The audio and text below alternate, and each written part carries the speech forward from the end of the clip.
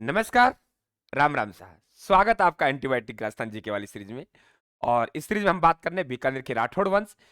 पिछले में हम लोगों ने राव लूणकरण पढ़ा और राव लूणकरण से हम लोग बात कर रहे हैं राव जैतसी की।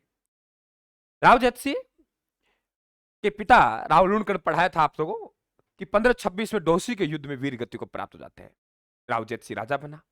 पिता का नाम राव लूणकरण है। इनके दरबार में एक कवि निवास करता है, उनका नाम है बीठू सूजा। बीठू सूजा ने एक रचना लिखी जिसे राव जैतसी छंद कहेंगे।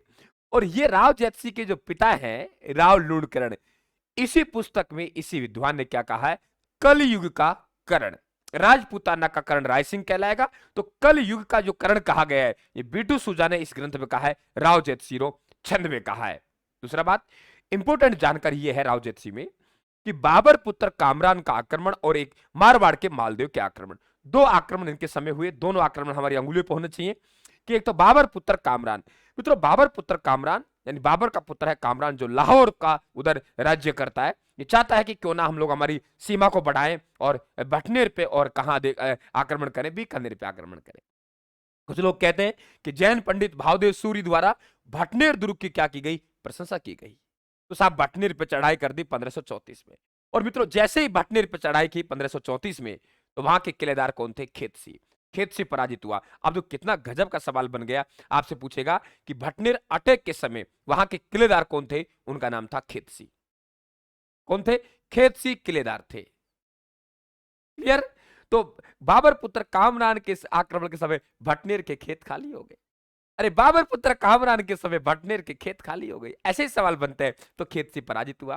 अब मन में लालच आया, यार क्यों ना बीकानेर की तरफ बढ़े। जब भटनेर पे हमने अधिकार किया, लाहौर, लाहौर से भटनेर, बीकानेर तक अपना ही साम्राज्य होगा, ऐसा सोच रहा है। तगड़ी पटकड़ी मिलेगी इसको। बीकानेर पर अटैक कर दिया 1534 में। अब राव जैतसी अचानक सोचा, यार कैसे पराजित करे इसको। तो अपना व्यक्ति Bhojraj Rupawat, very important question, Bhojraj Rupawat को छोड़कर जैतसी यहां से निकल गया। भोजराज रूपावत को छोड़कर जैतसी यहां से निकल गया। और फिर अचानक आया 26 अक्टूबर 1534 को, दे दड़दड़ कामरान की सेना क्या की, पिटाई की और कामरान की सेना से भाग गई। वेरी इंपॉर्टेंट क्वेश्चन कि आपके बाबर पुत्र कामरान के अटैक के समय आपके दोनों बात पूछ सकता है आपसे, भटनेर कौन था और बीकानेर का शासक कौन था, राव जैतसी। राव जैतसी ने किसको नियुक्त किया, भोजराज रूपावत को। पीछे से फिर अटैक किया, भाग गई सेना। अब सबसे इंपॉर्टेंट युद्ध है वे है साहेबा पाहेबा का युद्ध। कई जगह 1541 मिलता है, हमको जितने प्रमाणिक जानकारी 1542, 26 फरवरी 1542 को। राव मालदेव, आपको पता है 52 युद्धों का विजेता कहते हैं, मैंने पढ़ा है।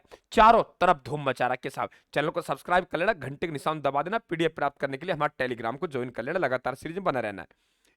तो राव जैतसी घायल हो गए और इनकी मृत्यु हो गई। तो राव मालदेव का अधिकार हुआ 1542 में।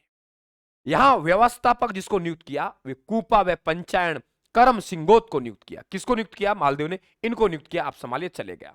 राव जैतसी के पुत्र कौन है, कल्याणमल। वे कल्याणमल शेरशाह सूरी के शरण में जाते हैं और 1544 में शेरशाह सूरी गिरी सुमेल के युद्ध में मालदेव को पराजित करता है। तो बीकानेर के कल्याणमल को बीकानेर मिल जाता है। तो 1542 से लेके 1544 तक बीकानेर पर किसका अधिकार होगा, मालदेव का अधिकार होगा। 1542 से 1544 तक बीकानेर पर किसका अधिकार हुआ, मालदेव का अधिकार हुआ। ध्यान रखना आप लोग, ठीक है। आगे राजा कौन बने, कल्याणमल। तो 2 साल का अंतराल आएगा 1542 से 1544। कल्याणमल राजा बनेगा 1544 में। राम राम साहब, धन्यवाद। चैनल को सब्सक्राइब जरूर कर लेना। राम राम साहब।